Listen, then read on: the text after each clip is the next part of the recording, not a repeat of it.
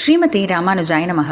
சச்சிதானந்தரூபாய கிருஷ்ணாய க்ளிஷ்டகாரிணே நமோ வேதாந்த வேத்யாய குரவே புத்தி சாட்சிணே. நாள்தோறும் பகவத்கீதையில் இப்போ நம்ம பார்த்துட்டு இருக்கிறது 15வது அத்தியாயம். இதில் கடந்த சில ஸ்லோகங்களாக பகவான் இந்த சம்சாரம் அப்படின்ற அந்த அஸ்வத்த மரத்தை, அந்த அரச மரத்தை பற்றி சொல்லிட்டு வர்றாரு. அதை வைராகியம், பற்றில்லாத தன்மை அப்படின்ற கூடரியால் தான் வெட்ட முடியும் அப்படின்னு சொல்லிட்டு பிறகு கடைசியாக நம்ம பார்த்த 5வது ஸ்லோகத்தில் இந்த உலகத்தில் இருக்கும்போதே வளர்த்து கொள்ள வேண்டிய சில பண்புகள், அதாவது இந்த ஆத்மஸ்வரூபத்தை அடையணும் அப்படின்னா அதுக்கு சில பண்புகள் தேவை. அதை என்னெல்லாம் பண்புகள் வளர்த்துக்கணுன்றதை பற்றி சொல்லிட்டு வந்தார்.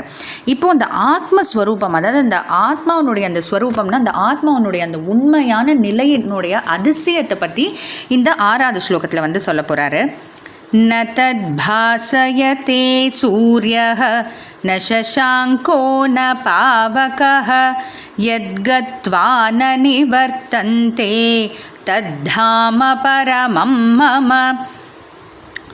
சூரியக தத் ந பாசயத்தே, சூரியன் அந்த ஆத்மாவை விளங்கச் செய்வதில்லை. அப்படின்னா என்ன அர்த்தம்? ஆத்மாவனுடைய ஸ்வரூபத்தை வெளிப்படுத்துறதுக்கு, ஆத்மாவனுடைய ஸ்வரூபத்தை தெரிஞ்சுக்கிறதுக்கு சூரிய ஒளி தேவையில்லை. ஏன்னா பொதுவாக இப்போ நம்ம உலகத்தில் நம்ம பார்க்கக்கூடிய எவ்வளோ விஷயங்களுக்கு சூரிய ஒளி தேவையாக இருக்குது இல்லையா?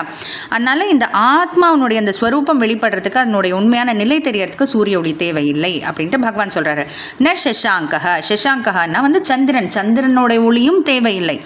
ந பாவகா, பாவகன்னா நெருப்பு. எப்போ சூரியன் சந்திரனுடைய ஒளியே தேவையில்லையோ அப்போ நெருப்பு அதுக்கு இன்னும் பெரிய சமமாக இருக்க முடியாது இல்லையா? அதனால் நெருப்பினுடைய ஒளியும் தேவையில்லை, நெருப்பும் தேவையில்லை அந்த ஆத்மாவை பிரகாசப்படுத்தி காட்டுறதுக்கு அப்படின்ட்டு பகவான் சொல்கிறாரு. எத் கத்வான நிவர்த்தந்தே, எந்த இடத்த அடைஞ்சிட்டா திரும்ப வர்றதே இல்லையோ, தத் தாம, அந்த ஒளி உருவமான பரிசுத்தமான அந்த ஆத்மஸ்வரூபம்னு சொல்லக்கூடிய அந்த பரமம் உயர்ந்ததான அந்த ஆத்மஸ்வரூபம்ன்ற அந்த இடமும் என்னுடையது அப்படின்ற புரிஞ்சுக்கோ அப்படின்ட்டு பகவான் சொல்கிறாரு. இப்போது இதில் நமக்கு ஒன்று புரியணும். ஆத்மாவே ரொம்ப ரொம்ப ரொம்ப சின்னதாக இருக்கக்கூடியது, நுண்ணியதாக இருக்கக்கூடியது. அதுக்கு எந்த ஒளியுமே தேவையில்லைன்னா, அதாவது இங்கே என்ன சொல்ல வர்றார் பகவான் அப்படின்னா, உலகத்தில் நம்ம பார்க்கக்கூடிய எல்லா பொருட்களுக்கும் சூரிய ஒளி தேவை. அப்போ சூரிய ஒளி இருந்துட்டால் எல்லாம் தேவை இப்போ நம்மளால் பார்த்துட முடியுமான்னு அப்படி கிடையாது. நம்ம ஆத்ம ஜானம் தான் தேவை. ஆனால் அந்த சூரியன் ஒரு கருவியாக இருக்குது நமக்கு எல்லாத்தையும் வெளிச்சப்படுத்தி காமிக்கிறதுக்கு. அப்போ இந்த ஆத்மாவை வெளிச்சப்படுத்தி காமிக்கிறதுக்கும் இந்த சூரிய ஒளியோ சந்திர ஒளியோ தேவையாக இருக்குமானா கண்டிப்பாக இல்லை. இந்த ஆத்மா ஸ்வயம் பிரகாசம்னு சொல்லுவாங்க.